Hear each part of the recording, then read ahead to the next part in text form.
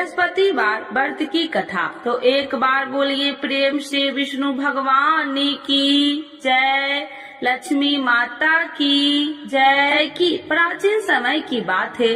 भारत वर्ष में एक राजा राज्य करता था। वह बड़ा प्रतापी और दानी था। वह नित्य गरीबों और ब्राह्मणों की सेवा सहायता करता था।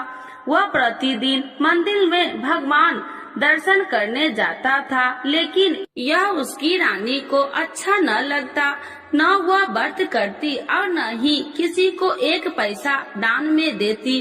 राजा को भी ऐसा करने से मना किया करती। एक समय की बात है कि राजा शिकार खेलने वन को चले गए। घर पर रानी और दासी थी। उस समय गुरु बृहस्पति साधु का रूप धारण कर राजा के दरवाजे पर भिक्षा मांगने आए। साधु ने रानी से भिक्षा मांगी तो वह कहने लगी, हे साधु महाराज, मैं इस दान और पुण्य से तंग आ गई हूँ। आप कोई ऐसा उपाय बताए जिससे यह सारा धन नष्ट हो जाए और मैं आराम से रह सकूं। साधु रूपी बृहस्पति देव ने कहा, हे देवी, तुम बड़ी विचित्र हो। संतान और धन से भी कोई दुखी होता है। अगर तुम्हारे पास अधिक धन है तो इसे शुभ कार्यों में लगाओ, जिससे तुम्हारे दोनों लोक सुधरे। परंतु साधु की इन बातों से रानी खुश नहीं हुई। उसने कहा कि मुझे ऐसे धन की आवश्यकता नहीं जिसे मैं दान में दूं तथा जिसको संभालने में ही मेरा सारा समय नष्ट हो जाए। साधु ने कहा, यदि तुम्हारी ऐसी इच्छा है तो जैसे मैं तुम्हें बताता हूँ तुम वैसे ही करना। बृहस्पतिवार के दिन तुम घर को गोबर से लिपना, अपने केसे को पीली मिट्टी से धोना, केसे को धोते समय स्नान करना, राजा से हजामत बनाने को कहना, भोजन में मांस मदिरा खाना, कपड़ा धोबी के यहाँ धुलने डालना। इस प्रकार 7 बृहस्पतिवार करने से तुम्हारा समस्त धन नष्ट हो जाएगा। इतना कहकर साधु बने बृहस्पति देव अंतर ध्यान हो गए। साधु के कहे अनुसार करते हुए रानी को केवल 3 बृहस्पतिवार ही बीते थे कि उसकी समस्त धन संपत्ति नष्ट हो गई। भोजन के लिए परिवार तरसने लगा। एक दिन राजा रानी से बोला, हे रानी, तुम यहीं रहो, मैं दूसरे देश को जाता हूँ, क्योंकि यहाँ पर मुझे सभी जानते हैं, इसीलिए मैं कोई छोटा कार्य नहीं कर सकता। ऐसा कहकर राजा परदेश चला गया। वहाँ वह जंगल से लकड़ियाँ काट कर लाता और शहर में बेचता। इस तरह वह अपना जीवन व्यतीत करने लगा। इधर राजा के बिना रानी और दासी दुखी रहने लगी। एक समय जब रानी और दासियों को 7 दिन बिना भोजन के रहना पड़ा तो रानी ने अपनी दासी से कहा, हे दासी, पास ही के नगर में मेरी बहन रहती है, वह बड़ी धनवान है, तू उसके पास जा और कुछ ले आ ताकि थोड़ा बहुत गुजर बसर हो जाए। दासी रानी की बहन के पास गई। उस दिन बृहस्पतिवार था। रानी की बहन उस समय बृहस्पतिवार की कथा सुन रही थी। दासी ने रानी की बहन को अपनी रानी का संदेश दिया, लेकिन रानी की बहन ने कोई उत्तर नहीं दिया। जब दासी को रानी की बहन से कोई उत्तर नहीं मिला तो वह बहुत दुखी हुई। उसे क्रोध भी आया। दासी ने वापस आकर रानी को सारी बात बता दी। सुनकर रानी ने अपने भाग्य को कोसा। उधर रानी की बहन ने सोचा कि मेरी बहन की दासी आई थी, परंतु मैं उससे नहीं बोली, इससे वह बहुत दुखी हुई होगी।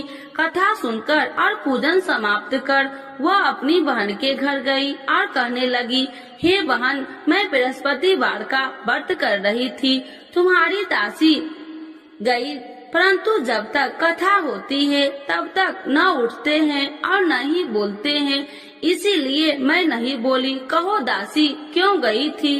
रानी बोली, बहन, हमारे घर अनाज नहीं था। ऐसा कहते कहते रानी की आंखें भर आई। उसने दासियों समेत भूखा रहने की बात भी अपनी बहन को बता दी। रानी की बहन बोली, बहन देखो, बृहस्पति देव भगवान सबकी मनोकामना पूर्ण करते हैं।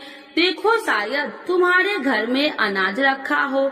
यह सुनकर दासी घर के अंदर गई तो वहाँ उसे एक घड़ा अनाज का भरा मिल गया। उसे बड़ी हैरानी हुई क्योंकि उसे एक बर्तन देख लिया था। उसने बाहर आकर रानी को बताया। दासी रानी से कहने लगी, हे रानी, जब हमको भोजन नहीं मिलता तो हम व्रत ही तो करते थे, इसीलिए क्यों न इनसे व्रत और कथा की विधि पूछ ली जाए, हम भी व्रत किया करेंगे। दासी के कहने पर रानी ने अपनी बहन से बृहस्पतिवार व्रत के बारे में पूछा। उसकी बहन ने बताया, बृहस्पतिवार के व्रत में चने की दाल और मुनक्का से विष्णु भगवान का केले की जड़ में पूजन करे तथा दीपक जलाए, पीला भोजन करे तथा कथा सुने। इससे गुरु भगवान प्रसन्न होते हैं, मनोकामना पूर्ण करते हैं। व्रत और पूजन की विधि बताकर रानी की बहन अपने घर लौट आई। रानी और दासी दोनों में निश्चय किया कि बृहस्पति देव भगवान का पूजन जरूर करेंगे। 7 रोज बाद जब बृहस्पतिवार आया तो उन्होंने व्रत रखा। घुड़सार में जाकर चना और गुड़ बिल लाई तथा उसकी दाल से केले की जड़ तथा विष्णु भगवान का पूजन किया। अब पीला भोजन कहाँ से लाए? दोनों बड़ी दुखी हुई, परंतु उन्होंने व्रत किया था, इसीलिए बृहस्पति देव भगवान प्रसन्न थे। एक साधारण व्यक्ति के रूप में वे दोनों थालों में सुंदर पीला भोजन लेकर आए और दासी को देकर बोली, हे दासी, यह भोजन तुम्हारे लिए और तुम्हारी रानी के लिए है, इसे तुम दोनों ग्रहण करना। दासी भोजन पाकर बहुत प्रसन्न हुई। उसने रानी को सारी बात बताई। उसके बाद से वे प्रत्येक बृहस्पतिवार को गुरु भगवान का व्रत और पूजन करने लगी। बृहस्पति भगवान की कृपा से उनके पास धन हो गया, परंतु रानी फिर पहले की तरह आलस करने लगी। तब दासी बोली, देखो रानी, तुम पहले भी इसी प्रकार आलस करती थी, तुम्हें धन रखने में कष्ट होता था, इस कारण सभी धन नष्ट हो गया। अब गुरु भगवान की कृपा से धन मिला है तो फिर तुम्हें आलस होता है। बड़ी मुसीबतों के बाद हमने ये धन पाया है, इसीलिए हमें दान पुण्य करना चाहिए। अब तुम भूखे मनुष्य को भोजन कराओ, प्याव लगवाओ, ब्राह्मणों को दान दो, कुआं, तालाब, बावड़ी आदि का निर्माण कराओ, मंदिर, पाठशाला बनाकर ज्ञान दो, कुमारी कन्याओं का विवाह करवाओ, अर्थात धन को शुभ कार्यों में खर्च करो, जिससे तुम्हारे कुल का यश बढ़ेगा तथा स्वर्ग की प्राप्ति हो और पितृ प्रसन्न हो। दासी की बात मानकर रानी शुभ कर्म में करने लगी, उसका यश फैलने लगा। एक दिन रानी और दासी आपस में विचार करने लगी कि जाने राजा किस दशा में होंगे, उनकी कोई खोज खबर भी नहीं है। उन्होंने श्रद्धा पूर्वक गुरु बृहस्पतिवार भगवान से प्रार्थना की, राजा जहाँ कहीं भी हो शीघ्र वापस आ जाए। उधर राजा परदेश में बहुत दुखी रहने लगा। वह प्रतिदिन जंगल से लकड़ियाँ बीन कर लाता और उसे शहर में बेचकर अपने दुखी जीवन को बड़ी कठिनता से व्यतीत करता। एक दिन दुखी हो अपनी पुरानी बातों को याद करके वह रोने लगा और उदास हो गया। उसी समय राजा के पास बृहस्पति देव साधु के भेष में आकर बोले, हे लकड़हारे, तुम इस सुनसान जंगल में किस चिंता में बैठे हो, मुझे बतलाओ। यह सुन राजा के नेत्रों में जल भर गया और साधु की वंदना कर राजा ने अपनी संपूर्ण कहानी सुना दी। महात्मा दयालु होते हैं। वे राजा से बोले, हे राजा, तुम्हारी पत्नी ने बृहस्पति देव के प्रति अपराध किया था, जिसके कारण तुम्हारी यह दशा हुई। अब तुम चिंता मत करो, भगवान तुम्हें पहले से अधिक धन देंगे। देखो, तुम्हारी पत्नी ने बृहस्पतिवार का व्रत प्रारंभ कर दिया है।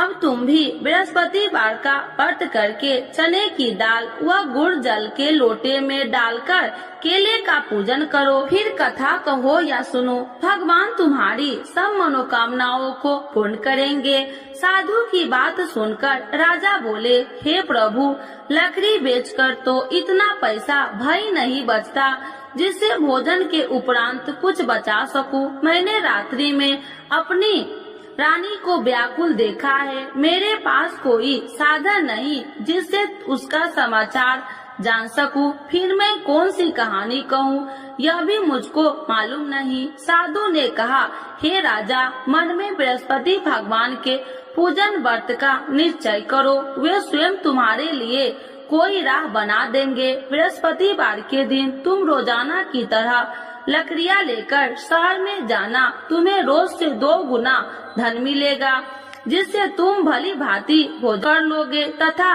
बृहस्पति देव की पूजा का सामान भी आ जाएगा। धीरे धीरे समय व्यतीत होने पर फिर बृहस्पतिवार का दिन आया। राजा जंगल से लकड़ियाँ काटकर शहर में बेचने लगा। उसे उस दिन और 2 दिनों से अधिक धन मिला। राजा ने चना गुड़ आदि लाकर बृहस्पतिवार का व्रत किया। उस दिन से उसके सभी कलेश दूर हुए। परंतु जब अगले गुरुवार का दिन आया तो वह बृहस्पतिवार का व्रत करना भूल गया। इस कारण बृहस्पति भगवान नाराज हो गए। उस दिन उस नगर के राजा ने विशाल यज्ञ का आयोजन किया था तथा अपने समस्त राज्यों में घोषणा करवा दी कि सभी मेरे यहाँ भोजन करने आवे, किसी के घर चूल्हा न जले। इस आज्ञा को जो न मानेगा उसको फांसी दे दी जाएगी। राजा की आज्ञा अनुसार राज्य के सभी वासी राजा के भोजन में सम्मिलित हुए, लेकिन लकड़हारा कुछ देर से पहुंचा, इसीलिए राजा को उसको अपने साथ महल में ले गए।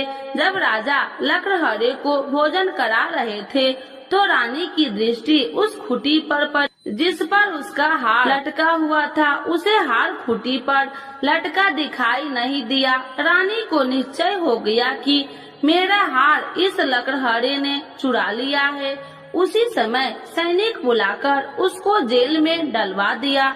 लकड़हारा जेल में विचार करने लगा कि जाने कौन से पूर्व जन्म के कर्म से मुझे यह दुख प्राप्त हुआ है, और जंगल में मिले साधु को याद करने लगा। तत्काल बृहस्पति देव साधु के रूप में प्रकट हो गए और कहने लगे, अरे मूर्ख, तूने बृहस्पति देवता की कथा नहीं की, इसी कारण तुझे यह दुख प्राप्त हुआ है।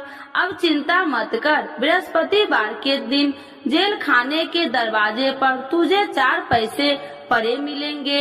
उनसे तू बृहस्पतिवार की पूजा करना तो तेरे सभी कष्ट दूर हो जाएंगे। अगले बृहस्पतिवार उसे जेल के द्वार पर 4 पैसा मिले। राजा के पूजा का सामान मंगवाकर कथा कही और प्रसाद बांटा। उसी रात्रि में बृहस्पति देव ने उस नगर के राजा को स्वप्न में कहा, हे राजा, तूने जिस जेल में बंद किया है उसे कल छोड़ देना, वह निर्दोष है। राजा प्रातः काल उठा और खूंटी पर हार टंगा देकर लकड़हारे को बुलाकर क्षमा मांगी तथा राजा के योग्य सुंदर वस्त्र आभूषण भेंट कर उसे विदा किया। गुरुदेव की आज्ञा अनुसार राजा अपने नगर को चल दिया। राजा जब नगर के निकट पहुंचा तो उसे बड़ा ही आश्चर्य हुआ। नगर में पहले से अधिक बाग, तालाब और कुएं तथा बहुत सी धर्मशालाएं, मंदिर आदि बने हुए थे। राजा ने पूछा कि यह किसका बाग और धर्मशाला है। तब नगर के सब लोग कहने लगे कि यह सब रानी और दासी द्वारा बनवाए गए हैं। राजा को आश्चर्य हुआ और गुस्सा भी आया कि उसकी अनुपस्थिति में रानी के पास धन कहां से आया होगा। जब रानी ने यह खबर सुनी कि राजा आ रहे हैं तो उसने अपनी दासी से कहा, हे दासी, देख राजा हमको कितनी बुरी हालत में छोड़ के गए थे, वह हमारी ऐसी हालत देखकर लौट न जाए, इसीलिए तू दरवाजे पर खड़ी हो जा। रानी की आज्ञा अनुसार दासी दरवाजे पर खड़ी हो गई और जब राजा आए तो उन्हें अपने साथ महल में लिवा आई। तब राजा ने क्रोध करके अपनी तलवार निकाली और पूछने लगी, बताओ यह धन तुम्हें कैसे प्राप्त हुआ। तब रानी ने सारी कथा कह सुनाई। राजा ने निश्चय किया कि मैं रोजाना दिन में 3 बार कहानी कहा करूँगा और रोज व्रत किया करूँगा। अब हर समय राजा के दुपट्टे में चने की दाल बंधी रहती तथा दिन में 3 बार कथा कहता। एक रोज राजा ने विचार किया कि चलो अपनी बहन के यहाँ हो आऊं। इस तरह का निश्चय कर राजा घोड़े पर सवार हो अपनी बहन के यहाँ चल दिया। मार्ग में उसने देखा कि कुछ आदमी एक मुर्दे को लिए जा रहे हैं। उन्हें रोककर राजा कहने लगा, अरे भाइयों, मेरी बृहस्पतिवार की कथा सुन लो। वे बोले, लो हमारा तो आदमी मर गया है, इसको अपनी कथा की पड़ी है। परंतु कुछ आदमी बोले, अच्छा कहो, हम तुम्हारी कथा भी सुनेंगे। राजा ने दाल निकाली और कथा कहनी शुरू कर दी। जब कथा आदि हुई तो मुर्दा हिलने लगा और जब कथा समाप्त हुई तो राम राम कह के वह मुर्दा खड़ा हो गया। राजा आगे बढ़ा, उसे चलते चलते शाम हो गई। आगे मार्ग में उसे एक किसान खेत में हल चलाता मिला। राजा ने उसे कथा सुनने का आग्रह किया, लेकिन वह नहीं माना। राजा आगे चल पड़ा। राजा के हटते ही बैल पछाड़ खाकर गिर गए तथा किसान के पेट में बहुत जोर से दर्द होने लगी। उसी समय किसान की माँ रोटी लेकर आई। उसने जब देखा तो अपने पुत्र से सब हाल पूछा। बेटे ने सभी हाल बता दिया। बुढ़िया दौड़ी दौड़ी उस घुड़सवार के पास पहुँची और उसने बोली, मैं तेरी कथा सुनूंगी, तू अपनी कथा मेरे खेत पर ही चलकर कहना। राजा ने लौटकर बुढ़िया के खेत पर जाकर कथा कही, जिसके सुनते ही बैल खड़े हो गए तथा किसान के पेट का दर्द भी बंद हो गया। राजा अपनी बहन के घर पहुंच गया। बहन ने भाई को खूब मेहमानबाजी की। दूसरे रोज प्रातः काल राजा जागा तो वह देखने लगा कि सब लोग भोजन कर रहे हैं। राजा ने अपनी बहन से जब पूछा, ऐसा कोई मनुष्य नहीं है जिसने भोजन नहीं किया हो, जो मेरी बृहस्पतिवार की कथा सुन ले। बहन बोली, हे भैया, यह देश ऐसा ही है। यहाँ लोग पहले भोजन करते हैं, बाद में कोई अन्य काम करते हैं। फिर वह एक कुम्हार के घर गई, जिसका लड़का बीमार था। उसे मालूम हुआ कि उसके यहाँ 3 दिन से किसी ने भोजन नहीं किया है। रानी ने अपने भाई की कथा सुनने के लिए कुम्हार से कहा। वह तैयार हो गया। राजा ने जाकर बृहस्पतिवार की कथा कही, जिसको सुनकर उसका लड़का ठीक हो गया। अब तो राजा को प्रशंसा होने लगी। एक दिन राजा ने अपनी बहन से कहा, हे बहन, अब मैं अपने घर जाऊंगा, तुम भी तैयार हो जाओ। राजा की बहन ने अपनी सास से अपने भाई के साथ जाने की आज्ञा मांगी। सास बोली, हाँ चली जा, मगर अपने लड़कों को मत ले जाना, क्योंकि तेरे भाई के कोई संतान नहीं है। बहन ने अपने भाई से कहा, हे भैया, मैं तो चलूंगी, मगर कोई बालक नहीं चलेगा। अपनी बहन को भी छोड़कर दुखी मन से राजा अपने नगर को लौट आया। राजा ने अपनी रानी से सारी कथा बताई और बिना भोजन किए वह सैया पर लेट गया। रानी बोली, हे प्रभु, बृहस्पति देव ने हमें सब कुछ दिए हैं, वे हमें संतान अवश्य देंगे।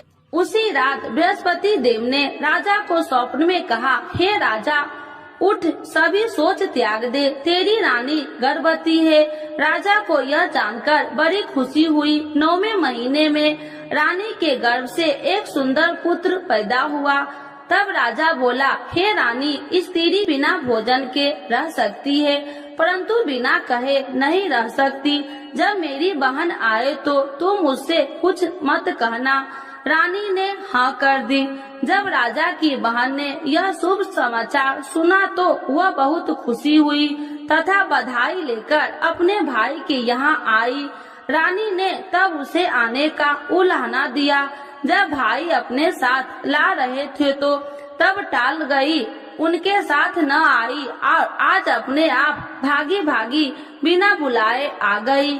तो राजा की बहन बोली, भाई मैं इस प्रकार न कहती तो तुम्हारे घर औलाद कैसे होती। बृहस्पति देव सभी मनोकामनाएं पूर्ण करते हैं। जो श्रद्धा भाव पूर्वक बृहस्पतिवार का व्रत करता है एवं कथा पढ़ता है अथवा सुनता है और दूसरों को सुनाता है, बृहस्पति देव उसकी सभी मनोकामनाएं पूर्ण करते हैं, उनकी सदैव रक्षा करते हैं। जो संसार में सद्भावना से गुरुदेव का पूजन एवं व्रत सच्चे हृदय से करते हैं, उनकी सभी मनोकामनाएं वैसे ही पूर्ण होती है जैसे सच्ची भावना से रानी और राजा ने बृहस्पति देव की कथा का गुणगान किया तो उनकी सभी इच्छाएं बृहस्पति देव जी ने पूर्ण की। अनजाने में भी बृहस्पति देव की उपेक्षा न करे, ऐसा करने से सुख शांति नष्ट हो जाती है। इसीलिए सबको कथा सुनने के बाद प्रसाद लेकर जाना चाहिए। हृदय से उनका नमन करते हुए जयकारा बोलना चाहिए। तो एक बार बोलिए प्रेम से, बृहस्पति भगवान की जय, विष्णु भगवान की जय, लक्ष्मी माता की जय। आरती श्री बृहस्पति देव की। ओम जय बृहस्पति देवा, स्वामी जय बृहस्पति देवा, छीने छीने भोग लगाऊं, छीने छीने भोग लगाऊं, कदली फल में बा। ओम जय बृहस्पति देवा, तुम्ही पूरन परमात्मा, तुम्ही अंतर्यामी, स्वामी तुम्ही अंतर्यामी, जगत पिता जगदीश्वर, जगत पिता जगदीश्वर, तुम्ही सबके स्वामी। ओम जय बृहस्पति देवा, चरणामृत निज निर्मल, सब पातक हरिता, स्वामी सब पातक हरिता, सकल मनोरथ दायकी, सकल मनोरथ दायकी, कृपा करो भरता। ओम जय बृहस्पति देवा, तन मन धन अर्पण कर, जो जन शरण पड़े, स्वामी जो जन शरण पड़े, प्रभु प्रकट तब हो करे, प्रभु प्रकट तब हो कर, आकर द्वार खड़े। ओम जय बृहस्पति देवा, दीन दयाल दयानिधि, भक्तन हितकारी, स्वामी भक्तन हितकारी, पाप दोष सब हरता, पाप दोष सब हरता, भव बंधन हारी। ओम जय बृहस्पति देवा, सकल मनोरथ दायकी, सब संशय तारो, स्वामी सब संशय तारो, विषय विकार मिटाओ, विषय विकार मिटाओ, संतन सुखकारी। ओम जय बृहस्पति देवा, जो कोई आरती तेरी प्रेम सहित गावे, स्वामी प्रेम सहित गावे, ज्येष्ठानंद बंद सो, ज्येष्ठानंद बंद सो, सो निश्चय पावे। ओम जय बृहस्पति देवा, स्वामी जय बृहस्पति देवा। बृहस्पति भगवान की जय, विष्णु भगवान की जय, लक्ष्मी माता की जय।